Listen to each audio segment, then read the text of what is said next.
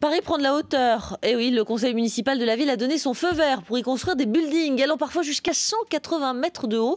Une décision historique puisque le plafond était fixé à 37 mètres depuis 33 ans. Bonsoir Harold Iman. Bonsoir.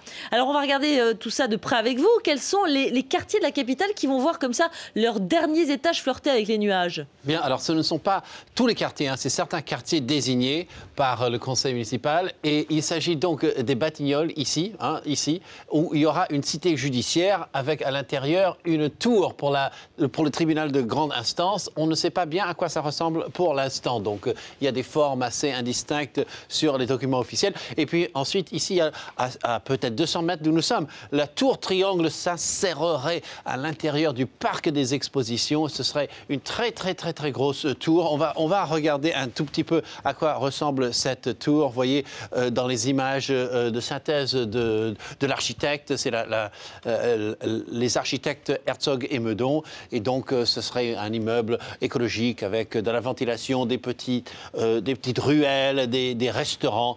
Voilà ce qu'il y aurait. Mais sachez qu'il y a peut-être 62-63% des Parisiens qui n'approuvent pas parfaitement de ces constructions selon des sondages qui datent d'il y a 2 ans.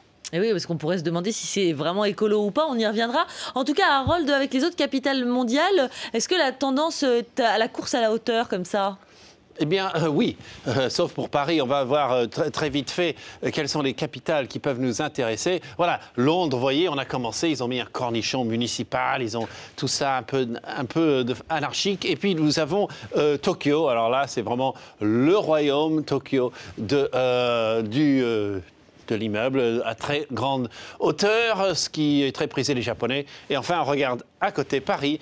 Et voilà ce qu'on a pour l'instant. On a un petit bout de New York là, c'est la tour Montparnasse. Et on aurait peut-être le triangle là. Vous voyez, tout ça dans un ensemble très 19e et 18e siècle. Assez homogène pour l'instant, effectivement. Exactement. Merci beaucoup Harold Iman. Vous revenez tout à l'heure avec effectivement ces vues de Paris, comme ça, on aime ça.